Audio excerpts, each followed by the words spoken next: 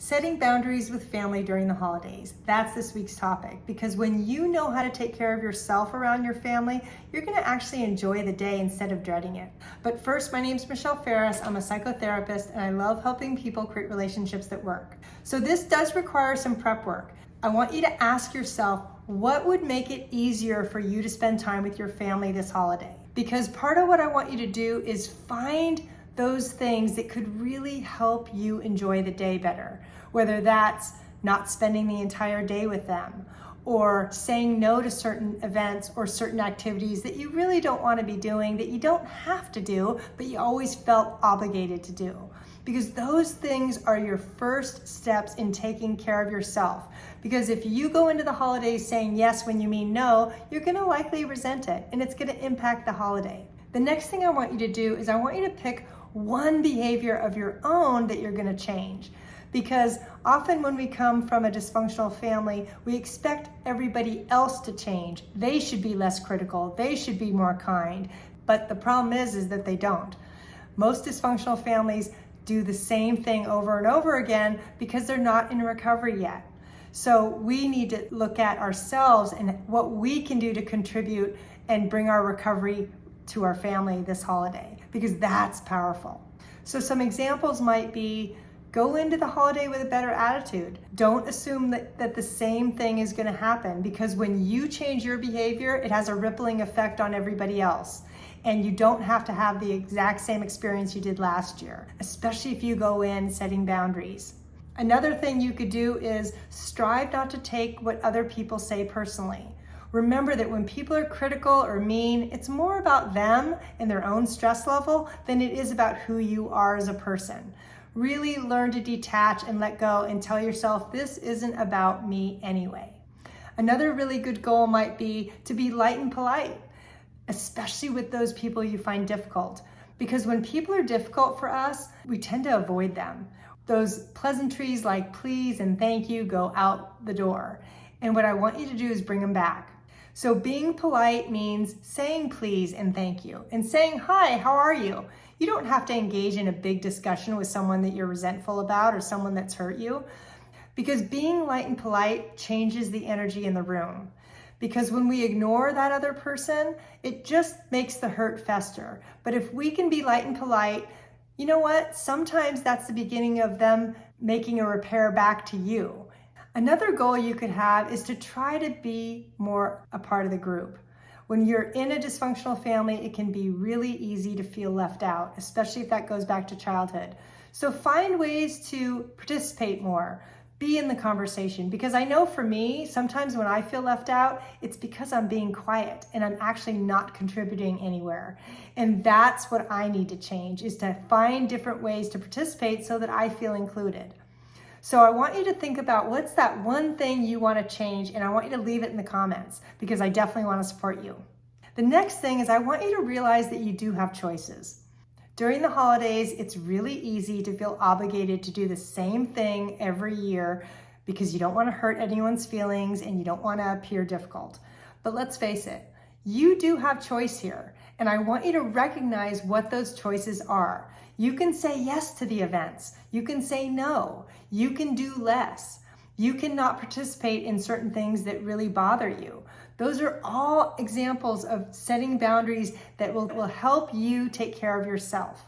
Another really cool boundary is to just do less, okay? This might mean if you're the one cleaning up and you always resent it because you clean up everything, maybe you only do half this year and you leave the other half to whoever is left, okay? Another really cool boundary is to just walk away.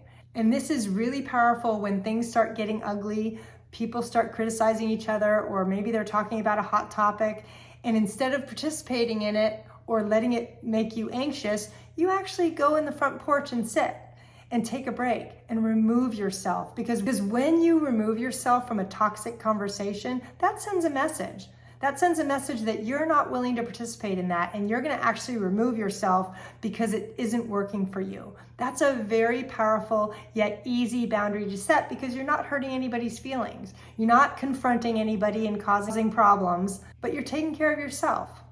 Because walking away sends a powerful message that it's okay for you to take care of yourself. Now, the other thing I want you to do is realize where you have control and where you don't. Because setting boundaries isn't about getting your dad to stop drinking or getting your aunt to stop being critical. You can't control those things. But the boundary you can set is you participating in it and you removing yourself because it's not working for you. Maybe you need to call a friend during dinner and just say, you know what, I'm going to excuse myself and go outside and make a call and get the support you need so that you can be heard and supported so that you can go back and try to enjoy the rest of the dinner. Because that's a powerful way to set boundaries, is to remove yourself and to get the support you need, but not from your family. Because sometimes we expect family to be more than they are. And if they're not supportive, there's no reason you can't excuse yourself and make a call to a friend who will support you. Because changing someone else's behavior is where you're gonna have the most frustration. I teach this in my Calming Anger class because it's so important to know where the line is between where you have control and where you don't have control. And that's the key to setting boundaries, is the boundaries are more about what you're going to do, not what your family's gonna do. But the way you're gonna take care of yourself is you're gonna remove yourself if it's not okay with you.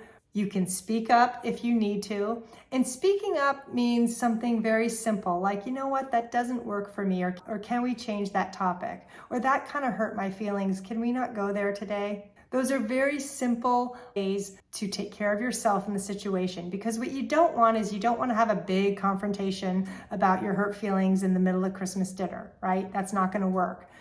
But you can find ways to stick up for yourself by using iMessages and saying, you know, that doesn't work for me. Can we just not go there today? That can be a kind reminder to the other person to not go down that road. The other thing I want you to do is take breaks. There's no rule that says you have to be with your family the entire time. If someone needs to go to the store, offer to do that for them. Take a walk around the block. Let them know you're going to be getting some fresh air.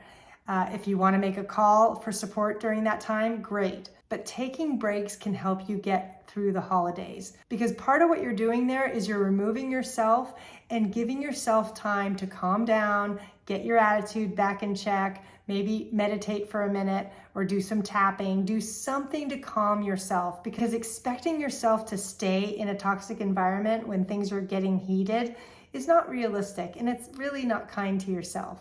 Which leads me to my next suggestion: avoid hot topics. Now, most of us know politics and religion are hot topics, but some other ones might be gossiping about certain family members or criticizing someone's kids. Those are like matches that will light up families to pit one against each other, and I don't want that for you. Now, an easier way to do this is to find topics that are neutral and easy to talk about.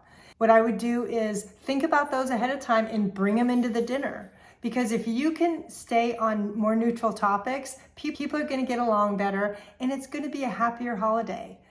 Now, if you're struggling with a really old hurt, I want you to get my holiday guide that's going to give you a 5-step process on how to heal that hurt before you even get to the holiday.